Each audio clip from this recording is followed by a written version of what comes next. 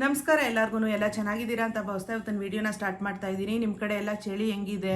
ಬೆಂಗಳೂರಲ್ಲಿ 16ನೇ ತಾರೀಕು ತನಕ ತುಂಬ ಚಳಿ ಅಂತ ಹೇಳಿದ್ದಾರೆ. ಹಂಗೆ ಚಳಿ ಆಗ್ತಾ ಇದೆ. ಮಧ್ಯ ಒಂದು ಸ್ವಲ್ಪ ಬಿಸಿಲು ಬರುತ್ತೆ, ಆವಾಗಲೂ ಚಳಿ ಇರುತ್ತೆ. ಇನ್ನೇನು ನಾಳೆ ಸಂಕ್ರಾಂತಿ ಹಬ್ಬ. ಎಲ್ಲರಿಗೂ ಸಂಕ್ರಾಂತಿ ಹಬ್ಬ ಶುಭಾಶಯಗಳು. ಎಳ್ಳು ಬೆಲ್ಲ ತಿಂದು ಒಳ್ಳೆ ಮಾತಾಡಿ ಅಂತ ಹೇಳ್ತಾರೆ. ಆದರೆ ಪರಿಸ್ಥಿತಿಗಳು ಕೆಲವೊಂದು ಆಗೋದಿಲ್ಲ ನೋಡಿ. ನಿಜ ಅಂತ ಯಾರೋ ಪೂಜೆ ಮಾಡ್ತಾ ಇದ್ದಾರೆ.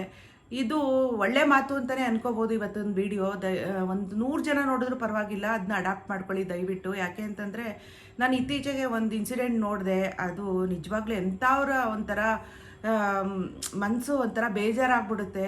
ಆದರೆ ಈ ಮರ್ಗೋದ್ರಿಂದ ಏನು ಪ್ರಯೋಜನ ಇಲ್ಲ ಅಂತ ಸ್ಟೇಜಲ್ಲಿ ಇದ್ದಾಗ ಅಂಥದ್ದೊಂದೆರಡು ಇನ್ಸಿಡೆಂಟ್ನ ನೋಡಿದೆ. ಲಾಸ್ಟ್ ವೀಕು ಸ್ವಲ್ಪ ಹೆಲ್ತ್ ಅಪ್ಸೆಟ್ ಆಗಿ ಆಸ್ಪತ್ರೆಗೆ ಹೋಗ್ಬೇಕಾದಂಥ ಒಂದು ಅನಿವಾರ್ಯತೆ ಬಂತು. ಆವಾಗ ಒಂದು ಫ್ಯಾಮಿಲಿನ ನಾನು ಭೇಟಿ ಮಾಡಿದೆ. ಅವರೇ ಮಾತಾಡಿ ಅವ್ರಿಗೇನು ಅನ್ನಿಸ್ತೋ ಏನೋ ಕೆಲವೊಂದು ವಿಷಯನ ಒಂದು ಸ್ವಲ್ಪ ತುಂಬ ಒಂಥರ ನಮಗೆ ಆಘಾತ ಆದಾಗ ಅಥವಾ ತುಂಬ ನಮಗೆ ಒಂಥರ ಶಾಕ್ ಥರ ಆದಾಗ ನಮ್ಮ ಹತ್ರ ಇದ್ದವ್ರಿಗೆ ನಂಬಿಕೆ ಬಂದರೆ ಅವ್ರ ಹತ್ರ ನಾವು ಏನಾದರೂ ಶೇರ್ ಮಾಡ್ಕೋಬೋದು ಅಂತ ನಾವು ಇನ್ಸ್ಟೆಂಟಾಗಿ ಆ ದುಃಖನ ನಾವು ಶೇರ್ ಮಾಡ್ಕೊಂಬಿಡ್ತೀವಿ. ಅದು ಹ್ಯೂಮನ್ ಟೆಂಡೆನ್ಸಿ. ಅವ್ರಿಗೂ ನಾನು ನೋಡಿ ಏನು ಅನ್ನಿಸ್ತೋ ಏನೋ ಶೇರ್ ಮಾಡ್ಕೋಬೇಕು ಅಂತ ಅನ್ನಿಸ್ತೇನೋ. ಅವ್ರ ಪರಿಸ್ಥಿತಿನ ಹೇಳ್ಕೊಂಡ್ರು. ನಾನು ಹೇಳ್ದೆ, ನೀವೇ ಹೇಳಿದ್ರೆ ಇದರಿಂದ ಈ ಥರ ತೊಂದರೆ ಅನುಭವಿಸೋರಿಗೆ ಮುಂದಕ್ಕೆ ಒಂದಷ್ಟು ಪ್ರಿಕಾಷನ್ ತೊಗೊಂಡಂಗಾಗುತ್ತೆ. ನೀವು ಒಂದು ಸ್ವಲ್ಪ ನೀವೇನು ಫೇಸ್ ಮಾಡಿದ್ರಿ ಅದನ್ನೆಲ್ಲ ಹೇಳಿದ್ರೆ ಅಂತ ಹೇಳಿದಾಗ, ಇಲ್ಲ ಅವ್ರಿಗೆ ಪಾಪ ನಾನು ಅಷ್ಟೊಂದು ವಿಡಿಯೋ ಮುಂದೆ ಬಂದು ಮಾತಾಡಿ ಅಂತ ಕೇಳ್ಕೊಳ್ಳೋಷ್ಟು ಪಾಪ ಅವ್ರ ಪರಿಸ್ಥಿತಿ ಅಷ್ಟು ಒಳ್ಳೆಯ ರೀತಿಲಿ ಇರಲಿಲ್ಲ. ಅದು ಒಂಥರ ಮನುಷ್ಯತ್ವನೂ ಅಲ್ಲ ಫೋರ್ಸ್ ಮಾಡೋದು. ಅದಕ್ಕೋಸ್ಕರ ಅವರು ನೀವು ಹೇಳಿ ಪರವಾಗಿಲ್ಲ, ಅದರಿಂದ 4 ಜನಕ್ಕೆ ಒಳ್ಳೇದಾಗುತ್ತೆ ಅಂತಂದರೆ ಖಂಡಿತ ಹೇಳಿ, ಎಚ್ಚೆತ್ಕೊಳ್ಳಿ ಅಂತ ಹೇಳಿದ್ರು. ಹೇಳಲ್ಲ ಅಂತ ಕೇಳ್ಬಿಟ್ಟೆ ಹೇಳ್ತಾ ಇರೋವಂಥದ್ದು. ನಿಜವಾಗ್ಲೂ ಪರಿಸ್ಥಿತಿ ದೇವ್ರು ಯಾರಿಗೂ ಕೊಡೋದು ಬೇಡ. ಆದರೆ ಏನು ಮಾಡೋಕ್ಕಾಗಲ್ಲ. ಒಂದು ಸರಿ ಬ್ರಹ್ಮ ಹಣೆ ಬರದಲ್ಲಿ ಬರೆದ್ಬಿಟ್ರೆ ಅದನ್ನ ಅಳ್ಸೋಕ್ಕೆ ಅವನ ಕೈಲಿಂದನೇ ಸಾಧ್ಯ ಇಲ್ವಂತೆ. ಇನ್ನು ನಾವು ಕೇಳ್ಕೊಂಡ್ರೆ ಸಾಧ್ಯ ಆಗುತ್ತಾ? ನಾವೇನಿದ್ರು ದೇವ್ರನ್ನ ಅದನ್ನು ಫೇಸ್ ಮಾಡೋ ಶಕ್ತಿ ಕೊಡು ಅಂತ ಕೇಳ್ಕೊಬೋದೇ ಹೊರತು ಅದನ್ನು ಚೇಂಜ್ ಮಾಡು ನಮ್ಮ ಹಣೆ ಬರೋಣ ಅಂತ ಕೇಳ್ಕೊಳಕ್ಕೆ ಸಾಧ್ಯನೇ ಇಲ್ವಂತೆ. ಯಾಕೆಂದರೆ ಹಣೆ ಬರ ಬರ್ದಿರೋಂಥ ಬ್ರಹ್ಮನ ಕೈಲೇ ಅದನ್ನು ತಿದ್ದಕ್ಕಾಗಲ್ವಂತೆ. ಇನ್ನೊಂದು ಸರಿ ಇದೆಲ್ಲ ಪ್ರಾಕ್ಟಿಕಲ್ ಆಗಿರೋದ್ರಿಂದ ನೀವು ಪ್ರಾಕ್ಟಿಕಲ್ ಆಗಿ ನೋಡ್ತಾ ಇರೋರು ದಯವಿಟ್ಟು ಒಂದು ಹೆಲ್ತ್ ಇನ್ಶೂರೆನ್ಸ್ ಮಾಡಿಸಿ. ಯಾಕೆ ಅಂತಂದರೆ ಅವರು ಕಿಡ್ನಿ ಪೇಷಂಟು, ಎಮ್ಮ 3rd ಸ್ಟೇಜು. ಅವರು ಒಂದು ಹೆಲ್ತ್ ಇನ್ಶೂರೆನ್ಸ್ ಮಾಡಿಸಿಲ್ವಂತೆ. ಯಾವುದೇ ಇದು ಫೈನಾನ್ಷಿಯಲಿ ಅವರು ಅಷ್ಟೊಂದು ಸಶಕ್ತರಲ್ವಂತೆ. ಅದಕ್ಕೋಸ್ಕರ ತುಂಬ ಪ್ರಾಬ್ಲಮ್ನ ಅನುಭವಿಸ್ತಾ ಇದ್ದಾರೆ. ತಿಂಗ್ಳಿಗೊಂದು ಸರಿ ಬಂದು ಡಾಕ್ಟ್ರನ್ನ ಕನ್ಸಲ್ಟ್ ಮಾಡಬೇಕು, ಬ್ಲಡ್ ಟೆಸ್ಟ್ ಮಾಡಿಸ್ಬೇಕು, ಮೆಡಿಸನ್ ತೊಗೋಬೇಕು. ಇದೆಲ್ಲ ಒಂದು 20,000 ತನಕ ಈಗಲೇ ಹೋಗ್ತಾ ಇದೆಯಂತೆ.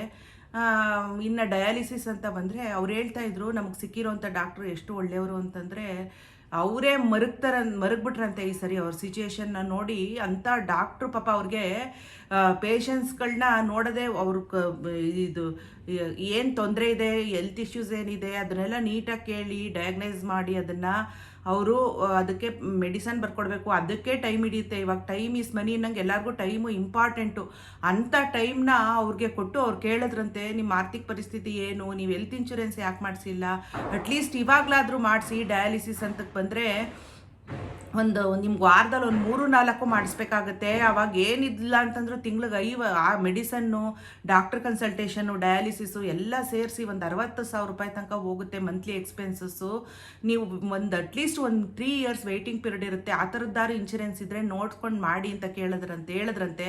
ಆ ಎಮ್ಮ ಹೋಗಿ ವಿಚಾರಿಸಿದಾಗ ಇಲ್ಲ, ಕಿಡ್ನಿ ಪ್ರಾಬ್ಲಮ್ ಅಂತ ಬಂದ ಮೇಲೆ ಒಂದು ಸರಿ ಅವ್ರಿಗೆ ಇನ್ಶೂರೆನ್ಸ್ ಇಲ್ಲ ಅಂತ ಹೇಳಿದ್ರಂತೆ. 2-3 ಕಡೆ ವಿಚಾರಿಸಿದಾಗ ಅದನ್ನು ಹೋಗಿ ಆ ಡಾಕ್ಟ್ರ್ ಹತ್ರ ಹೇಳಿದಾಗ ಅವ್ರಿಗೆ ಗೊತ್ತಿರುವಂಥ ಒಂದಷ್ಟು ಕಾಂಟ್ಯಾಕ್ಟ್ಗಳಿಗೆ ಫೋನ್ ಮಾಡಿ ಅಷ್ಟು ಅವ್ರಿಗೆ ನೋಡಿ ಮರ್ಕ ಬಂತಂತೆ. ಅವ್ರ ಪರಿಸ್ಥಿತಿ ನೋಡಿ ಅವರು ಕನ್ಸಲ್ಟ್ ಮಾಡಿ ಕೇಳಿದ್ರಂತೆ. ಎಲ್ಲೂ ಇಲ್ಲ ಅಂತ ಕೇಳಿದಾಗ ಡಾಕ್ಟ್ರು ತುಂಬ ಬೇಜಾರು ಮಾಡ್ಕೊಂಡ್ರಂತೆ. ಅವ್ರೂ ಕೂಡ ಒಂದು ಸ್ವಲ್ಪ ಬೇಜಾರಲ್ಲೇ ಹೇಳಿದ್ರಂತೆ. ಅವರು ನಿಮ್ಗೆ ಅಷ್ಟೊಂದು ಜವಾಬ್ದಾರಿ ಇಲ್ವಾ ಜೀವನದಲ್ಲಿ, ದುಡಿಯುವಾಗಲೇ ಮತ್ತು ಇದು precaution is better then cure ಅಂತ ಅಂದ್ಬಿಟ್ಟು ಬಟ್ಟೆ ಒಗಿತಿದ್ದಾರೆ. ಒಂಚೂರು ಡಿಸ್ಟರ್ಬ್ ಆಗ್ತಿದೆ ಪಕ್ಕದಲ್ಲಿ, ಅಡ್ಜಸ್ಟ್ ಮಾಡ್ಕೊಳ್ಳಿ.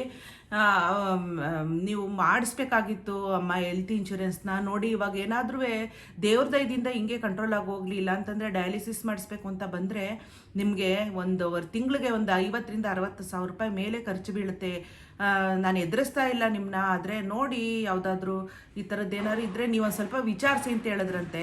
ಅದಕ್ಕೆ ಅವ್ರು ತುಂಬ ಬೇಜಾರು ಮಾಡ್ಕೋತಾ ಇದ್ರು. ನನ್ನನ್ನು ಕೇಳಿದ್ರು, ನಿಮ್ಮ ವಿಡಿಯೋನು ನೋಡಿದ್ದೀನಿ ನಾನು, ಕೆಲವೊಂದು ಈ ಥರ ಇನ್ಶೂರೆನ್ಸ್ನೆಲ್ಲ ಹೇಳ್ತಿರ್ತೀರಲ್ಲ ಇದೆಯಾ ಅಂತ ನಾನು ವಿಚಾರಿಸ್ದೆ. ಖಂಡಿತ ಕಿಡ್ನಿ ಪ್ರಾಬ್ಲಮ್ ಅಂತ ಬಂದ ಮೇಲೆ ಒಂದು ಸರಿ ಇಲ್ವಂತೆ ಅದಕ್ಕೆ ಇನ್ಶೂರೆನ್ಸು. ಅದಕ್ಕೆ ನೀವು ಯಾರಾದರೂ ಒಂದು 100 ಜನ ನೋಡ್ತಿದ್ರು ಪರವಾಗಿಲ್ಲ ನನ್ನ ವಿಡಿಯೋನ, ದಯವಿಟ್ಟು ಒಂದು ಹೆಲ್ತ್ ಇನ್ಶೂರೆನ್ಸ್ ಮಾಡಿಸ್ಬೇಕಾದ್ರೆ ಅದ್ರ ಸಾಧಕ ಬಾಧಕ ಕರೆಕ್ಟಾಗಿ ಕೇಳ್ಕೊಳ್ಳಿ. ಸುಮ್ಮನೆ ಒಂದು ಹೆಲ್ತ್ ಇನ್ಶೂರೆನ್ಸು ಮಾಡಿಸ್ಬಿಡೋಣ ಅಂತ ಮಾಡಿಸ್ಬೇಡಿ.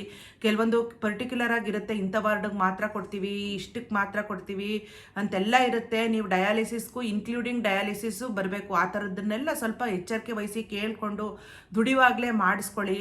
ಆಮೇಲೆ 50 ವರ್ಷ 60 ವರ್ಷ ಆದಮೇಲೆ ಕೆಲವೊಂದು ಇನ್ಶೂರೆನ್ಸೇ ಇಲ್ಲ. ನೋಡಿ 50-60 ವರ್ಷ ಆದಮೇಲೆ ನಮಗೆ ಬೇಕಾಗಿರೋವಂಥದ್ದು. ಆಮೇಲೆ ಇದಕ್ಕೆ ಅನಿವಾರ್ಯ, ಇದಕ್ಕೆ ರಿಲೇಟೆಡ್ ಆಗಿ ಇನ್ನೊಬ್ರು ಬಂದಿದ್ರು. ನಿಜವಾಗ್ಲೂ ಅಲ್ಲೇ ನಾವು ಟ್ಯಾಲಿ ಮಾಡಿ ನೋಡಿದಾಗ ಒಬ್ರು ಕಂಪೇರ್ ಮಾಡಿ ನೋಡಿ ಬೇರೆಯವ್ರನ್ನ ನಾವು ಬೇರೆ ವಿಷಯಕ್ಕೆ ಕಂಪೇರ್ ಮಾಡ್ಕೋಬಾರ್ದು ಜೀವನದಲ್ಲಿ. ನಮ್ಮ ಸೋತೋಗ್ಬಿಡ್ತೀವಿ. ಆದರೆ ಇಂಥ ವಿಷಯದಲ್ಲಿ ಹೋದಾಗ ಕಂಪೇರ್ ಮಾಡಿ ನೋಡ್ಕೋಬೇಕು. ಒಂದ್ಸರಿ ಆಸ್ಪತ್ರೆಗೆ ಹೋದಾಗ, ಯಾವಾಗಲೇ ಆಗಲಿ ನೀವು ಹೋದಾಗ ಆಸ್ಪತ್ರೆಗಳಿಗೆ ಈ ಥರದ್ದೆಲ್ಲ ನೋಡಿ ಅವ್ರು ಎಷ್ಟು ನಿಜವಾಗ್ಲೂ ಒಂದು ಹೆಲ್ತ್ ಇನ್ಶೂರೆನ್ಸ್ ಮಾಡಿಸಿರೋರಾಗಲಿ, ಒಂದು ಸ್ವಲ್ಪ ಅವರು ಆರ್ಥಿಕವಾಗಿ ಒಂದು ಸಬಲರಾಗಿ ಒಂದು ಸ್ವಲ್ಪ ಸೇವಿಂಗ್ಸ್ ಮಾಡ್ಕೊಂಡಿರೋರಾಗಲಿ, ಈ ಕಾಯಿಲೆಗಳೆಲ್ಲ ಬಂದಾಗ ಬರೀ ಕಾಯಿಲೆದು ಮಾತ್ರ ಅವ್ರಿಗೆ ತೊಂದರೆ ಇರುತ್ತೆ ಹೊರತು ಇನ್ನು ಬಾಕಿದೆಲ್ಲ ಏನೂ ಇಲ್ಲ. ಆರಾಮವಾಗಿ ಬಂದು ಇವಾಗೆಲ್ಲ ಕ್ಯಾಶ್ಲೆಸ್ಸು ಬರೀ ಕಾರ್ಡಲ್ಲಿ ಈ ಹೆಲ್ತ್ ಇನ್ಶೂರೆನ್ಸು ಅಷ್ಟೇ. ಕಾರ್ಡ್ ತೋರಿಸ್ಬಿಟ್ರೆ ಅಲ್ಲೇ ಫುಲ್ ಎಲ್ಲ ಕ್ಲೈಮ್ ಆಗಿಬಿಡುತ್ತೆ. ಅವ್ರೇನೂ ಇಲ್ಲ. ಡಯಾಲಿಸಿಸ್ ಮಾಡಿಸೋರು ಅಷ್ಟೇ ಆರಾಮಾಗಿ ಡಬ್ಬಿಲಿ ಊಟ ಹಾಕ್ಕೊಂಡು ಬಂದು ಮೊಬೈಲಲ್ಲಿ ಹಾಡು ಕೇಳ್ಕೊಂಡು ಡಯಾಲಿಸಿಸ್ ಡಯಾಲಿಸಿಸ್ ಮಾಡಿಸ್ಕೊಂಡು ಆರಾಮಾಗಿ ಎದ್ದೋಗಿ ಅವ್ರ ದೈನಂದಿನ ಕಾರ್ಯ ಅಂದರೆ ಕೆಲಸಕ್ಕೆಲ್ಲ ಹೋಗೋದು, ಆ ಥರದ್ದೆಲ್ಲ ಮಾಡ್ತಾ ಇರ್ತಾರೆ. ನಾನು ಅದನ್ನು ನೋಡಿದೆ. ಅವ್ರನ್ನ ನೋಡಿದಾಗ ಆ ಎಮ್ಮ ಅದನ್ನೇ ಅಂದರು. ನೋಡಿ ಅವ್ರನ್ನೆಲ್ಲ ನೋಡಿದಾಗ ಕಾಯಿಲೆ ಬರೋದು ನಾನು ಆಗಲೇ ಹೇಳ್ದಂಗೆ ತಪ್ಸೋಕ್ಕಾಗಲ್ಲ, ಆದರೆ ನಾವೊಂದು ಸ್ವಲ್ಪ ಎಚ್ಚರಿಕೆಯಿಂದ ನಡೆದ್ರೆ ನೋಡಿ ಆರಾಮಾಗಿರ್ಬೋದು ಅಂತ ಅವರು ಹೇಳಿದ್ರು. ನನಗೂ 100% ಅಂತ ನಿಜ ಅನ್ನಿಸ್ತು. ಕಾಯಿಲೆಗಳು ಬಂದಾಗ ನಾವು ಸೋತೋಗ್ಬಿಡ್ತೀವಿ. ಈ ಥರ ದೊಡ್ಡ ಕಾಯಿಲೆಗಳ ಹೆಸರು ಹೇಳಿದಾಗ ಎಂಥ ಶಿವರಾಜ್ ಕುಮಾರ್ ಅವರೇ ಇಲ್ಲಿಂದ ಬೆಂಗಳೂರಿಂದ US-ಗೆ ಕ್ಯಾನ್ಸರ್ ಆಗಿ ಹೋಗ್ಬೇಕಾದ್ರೆ ಸ್ವಲ್ಪ ನಂಗೆ ಶಿವರ್ ಆಗ್ತಿದೆ, ಎಂಥವ್ರಿಗಾದ್ರೂ ಮನುಷ್ಯರು ಅಂತಂದ್ಮೇಲೆ ಭಯ ಆಗುತ್ತೆ ಅಲ್ವಾ ಅಂದ್ಕೊಂಡೆ. ಪಾಪ ಅವರು ಒಂದಷ್ಟು 4 ಮಾತಾಡ್ಬಿಟ್ಟು ಹೋದ್ರು. ಇವತ್ತು ಅವರು ಆರ್ಥಿಕವಾಗಿ ಅವರು ಸಬಲರಾಗಿರೋದ್ರಿಂದ ಹೋಗಿ ಟ್ರೀಟ್ಮೆಂಟ್ ತೊಗೊಂಡು ಬಂದರು, ಚೆನ್ನಾಗಾದ್ರು. ದೇವ್ರ ದಯದಿಂದ ಅವ್ರಿಗೆ ಆಯಸ್ಸು ಆರೋಗ್ಯ ಕೊಡಲಿ ದೇವರು.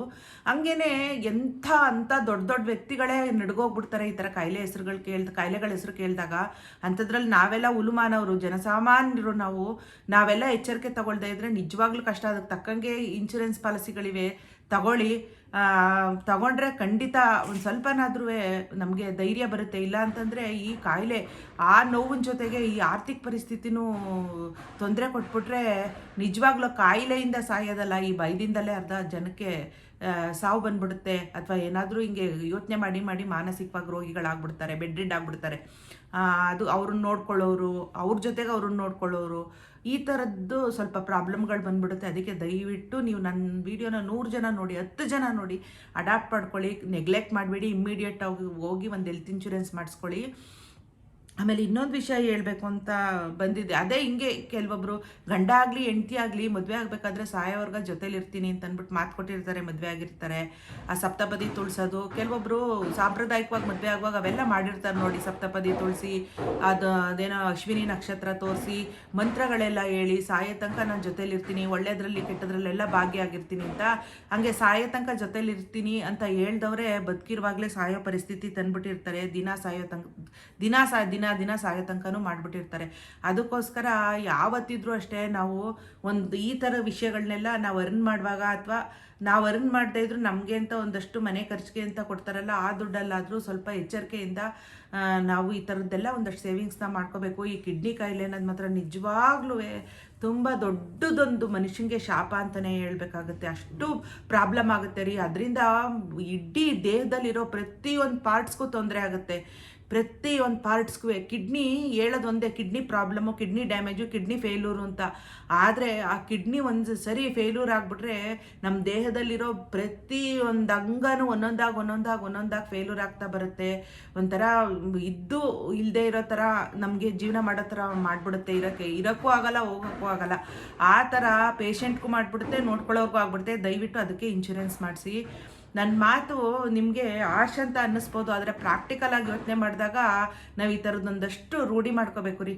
ಇವಾಗ ವಿಡಿಯೋ ನೋಡ್ತಿರೋರು ದಯವಿಟ್ಟು ಇನ್ನೂ ಮಾಡಿಸಿಲ್ಲ ಅಂತಂದರೆ ಇನ್ಶೂರೆನ್ಸ್ನ ಮಾಡಿಸಿ.